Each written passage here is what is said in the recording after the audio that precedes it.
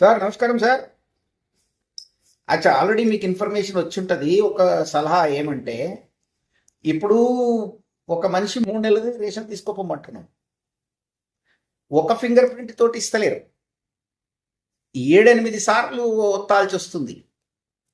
That is one. Second, weighing మిషన్కి ఈ మిషన్కి లింక్ పెట్టిండ్రు. ఏది మన వైఫై అది బ్లూటూత్ లింక్ పెట్టిండ్రు.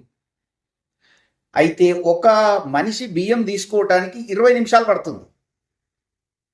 సో అట్లా మనము వీళ్ళు జనం 20 నిమిషాలు నిలబడాలి. తర్వాత మనం 15th లోపల ఈ బియ్యం 3 నెలలు అందరినీ తీసుకుపోమంటున్నాం.